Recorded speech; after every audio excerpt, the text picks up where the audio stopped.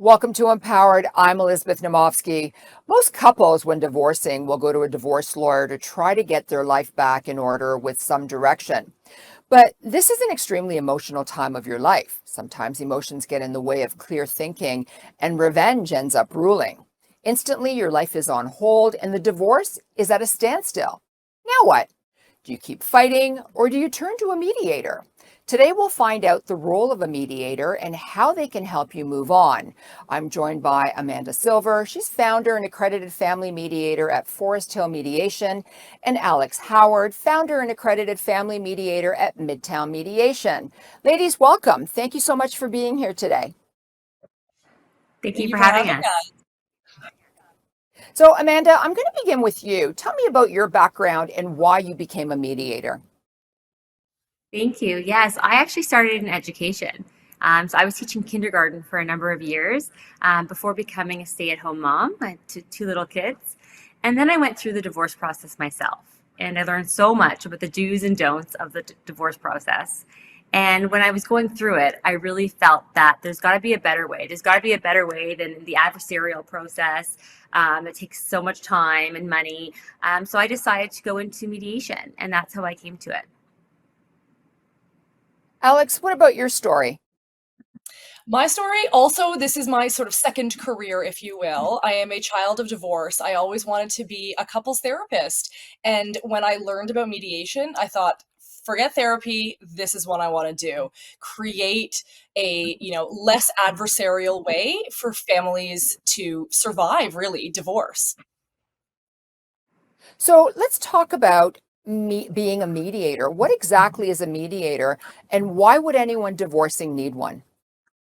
It's such a great question. We really don't have a full understanding as a society, right? You assume I'm getting divorced, I need a lawyer, and we're sort of lost in the shuffle. But really, a mediator, we are trained in communication. We are trained in conflict resolution.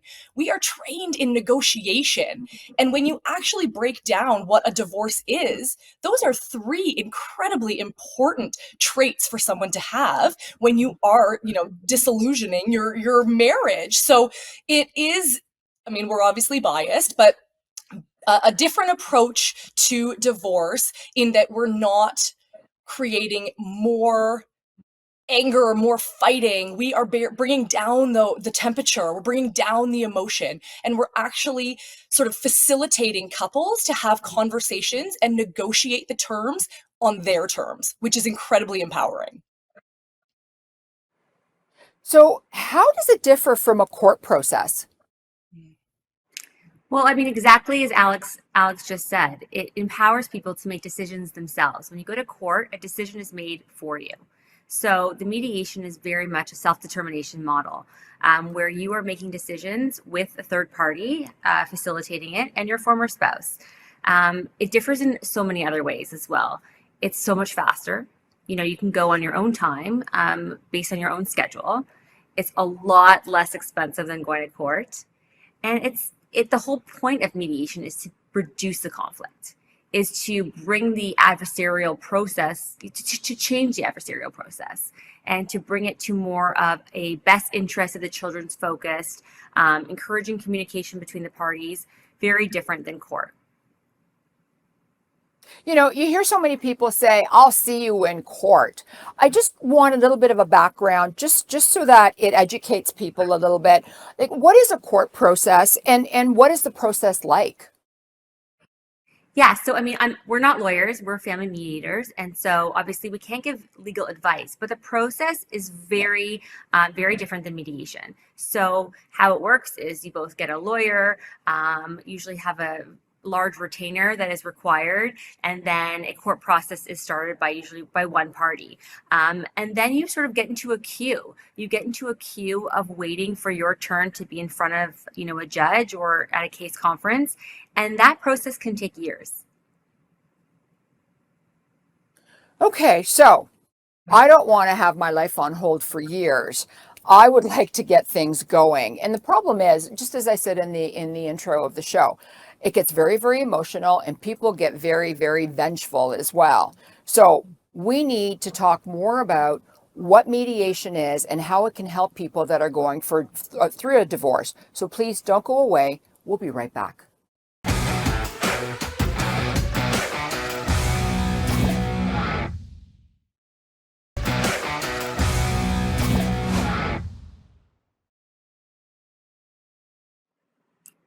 Welcome back to Empowered. I'm Elizabeth Naumovski. On today's episode, we're discussing disrupting the divorce industry. So often people think that they need to hire a shark of a lawyer. What are your thoughts, ladies? I mean, that's a very good question. That's often what's associated with getting divorced. I need to get the shark, toughest lawyer that I can get, the pit bull.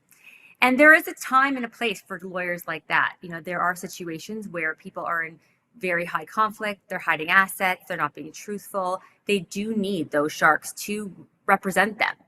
But for the majority of cases, we always suggest trying mediation first. Try going the lower conflict route. You can always go to court and litigate if you need to, but at least try to keep the conflict down and try to, maintain a relationship with your former spouse, because likely if you've got kids together, you're going to be involved in each other's lives for many, many years. So both of you talked about how you got into mediation, but what I want to do is ask you, how did your own life experiences influence the careers and basically how you practice as well? Yeah, that's such a great question. Like I said, as a child of divorce, I saw it from a very different perspective than Amanda, who's gone through one personally. My goal is to foster stronger relationships as opposed to tearing them apart. So I often remind my clients, would you like to sit next to your ex at your kid's graduation, wedding, soccer practice even? Well, that starts with the work we do in my office. That means we're working on respectful language. We're giving each other the benefits of the doubt when someone raises a concern. So I very much foster a supportive and kind of more of an emotional practice, I guess. I mean, I can be directive, but what I really want is for folks to be empowered that they're making the choices that are right for their family. I'm not judge or jury. I don't know what's best for them, for their family, for their children. I want to give them the opportunity with my guidance to come up with those on their own. Alex, it's really interesting what you just said. Do you want to sit beside your spouse, at graduation or at their wedding? Because a lot of people get so angry and they're just so like they can't see past their anger, and they don't think about the children in the future, whether they're going to be sitting beside them, in church for their wedding or, at graduation or whatever. And I like the fact that you said, you bring this up to people and kind of talk to them about their future and what their future will look like. Yeah, I mean, parents are so concerned about the trauma that their children are going to experience because of the divorce. But the divorce itself is not traumatic. That's part of life. We have ups, we have downs. It's the ongoing conflict. It's the years of hatred, of animosity, of talking poorly about your ex in front of the kids, of them just sensing the hatred and the vitriol that you carry. So emotions are involved. Listen, this is not an easy thing that anyone goes through. Amanda and I have seen it from every corner and every aspect. So I am very much understanding and empathetic. But at the end of the day, there are adult decisions that need to be made, and there's a much easier, honestly, and friendlier way to make those decisions. And that's all I want to see for my clients. So how do you, Amanda, how do you provide ongoing support to your clients? That's a great question. So people come into my office and they start the mediation process, and then we complete the mediation process, but it's not done there. I always say there's always going to be, fine tuning that needs to happen as the months and years progress post separation and post divorce.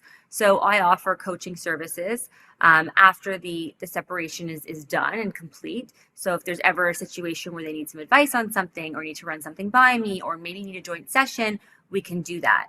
In addition to that, Alex and I have started a membership community. So through our podcast, we are starting and providing the DL community so that people can get together, They can share their stories. They can understand that they're not alone. They can get some information, free information, and really build themselves a support network.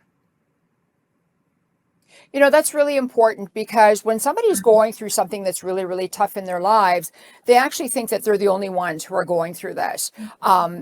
People are myopic that way. And I think they need a group. They need somewhere where they can discuss their things. So when we come back, we're going to talk about the biggest mistake people make during their divorce. So please don't go away. We'll be right back with more of Amanda and Alex.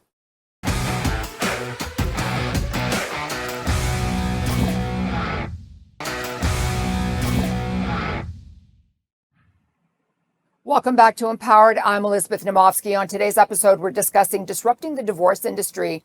Now, ladies, before we went to break, I was talking about, what would you say is the biggest mistake people make during their divorce? Yeah, that's a great question. And I think it's two-part. I think the first mistake that people make is they let their emotions dictate the decisions that they make. And it's such a difficult time because the emotions are so high. And yet at the same time, you have to make all these important decisions. So they often are guided by that rather than looking at the divorce in sort of a business-minded way, right? So that's where Alex and I come in, where we kind of take out the emotions and focus on the choices and the decisions that need to be made to move your family forward. And, I think the second part of that would be thinking that you can do it all by yourself. It is such a huge undertaking to go through this process, and there is no need to do it all alone. And maybe you can't afford a full team of, lawyers and mediators and financial analysts, and that's fine, but surround yourself with some professionals. Get yourself a mediator, get yourself, a coach, someone who can really support you in the way that you need it. And don't be afraid to reach out to other people who've gone through it as well. So what happens when you're dealing with a couple and let's say party A is really into this and really wants help, and the second party just doesn't care, doesn't want to even be there, doesn't want to be a part of it? How do you deal with this conflict? Yeah, so that happens quite a bit where we get one client who's sort of the more willing party who wants to be part of the mediation, and the other one could be maybe indifferent or just, have their interests elsewhere. And so I think a part of that is realizing that what's the alternative and helping clients understand what the alternative is. You can come to mediation, be a part of the process, make decisions for yourself and help get this process completed. Or the alternative is going through litigation. And that's not something that really anybody wants. And I think once people realize that this is a place that they should be, where they're making their own decisions, they're speaking for themselves, they come around. So what do you do if someone's not being truthful in mediation? You're asking for them, for their input. You're asking them a lot of questions and they're not being truthful. Let's even say about their finances.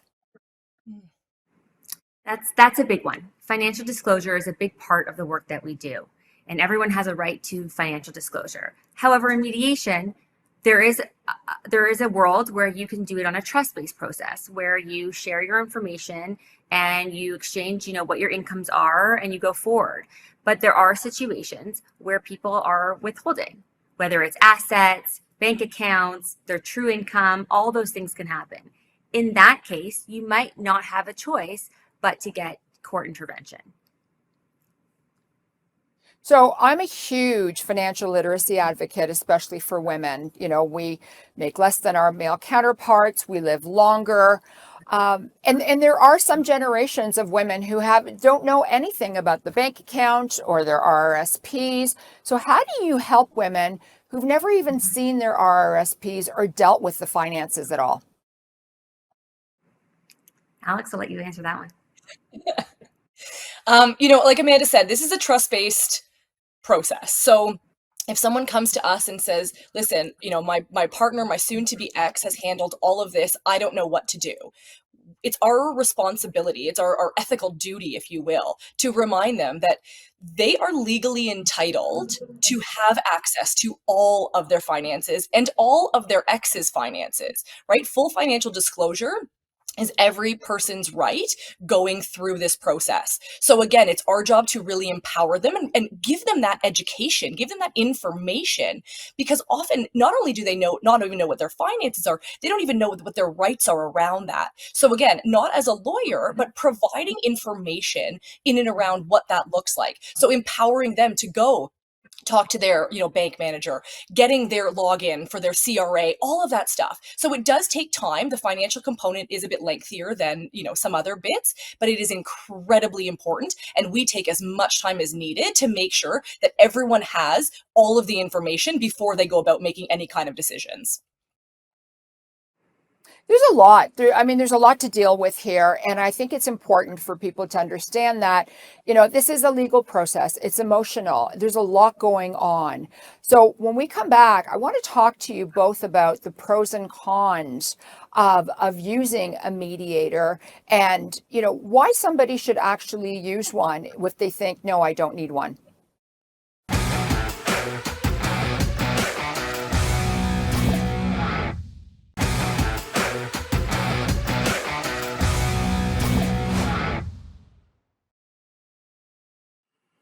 Welcome back to Empowered. I'm Elizabeth Naumovski. On today's episode, we're discussing disrupting the divorce industry.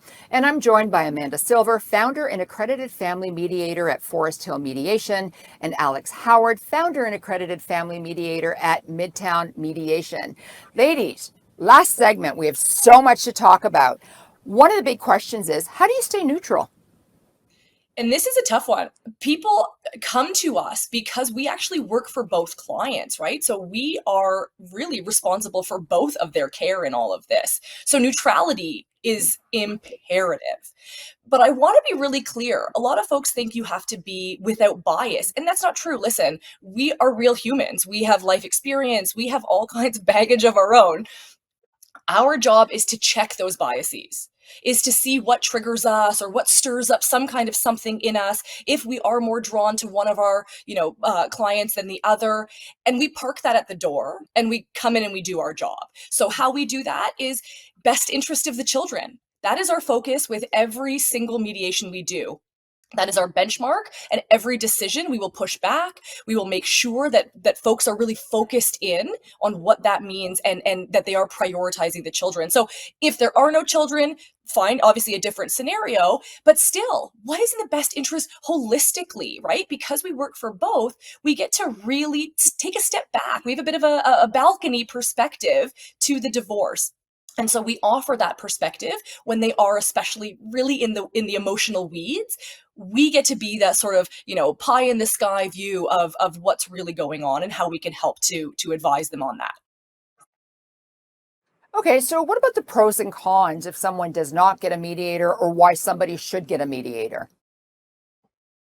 Yeah, that's a great question. Listen, there are kitchen table agreements, as we call them, where people are sitting down and making up their own agreements. And that can be great.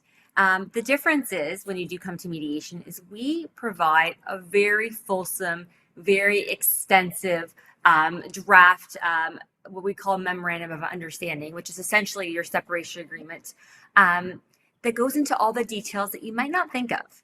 The little things, the travel, the holidays, the educational decisions, all the things that you maybe might not think of in advance, we go there. And we like to think of it as this is kind of like your rule book that you keep. You, after separation, after divorce, if you two agree to do something completely different, good for you. You can do what you want. But if there's a conflict, if there is a disagreement, you have that to fall back on. So you each have your own practices. How does that work? Like, how do you both work as business partners? Because clearly I can see the passion between the two of you, and you both complement each other really well. Mm-hmm. We do. So we do have our own practices, but we absolutely love working together. So part of that was to launch our podcast. So we have a divorce podcast called Dirty Laundry. And the real impetus behind this was education, right? We've already touched on this. Education, information, knowledge is power. And so divorce is really expensive. So how can we disseminate information to the masses? And so we landed on podcast. We have the most fun working together doing that, empowering our, our demographic is mostly women. So we really touch on giving them the information that they need so that they can make the right choices for their divorce. And so that's mostly where we work together. So full disclosure, I was on the podcast and I had a lot of fun being on there as well.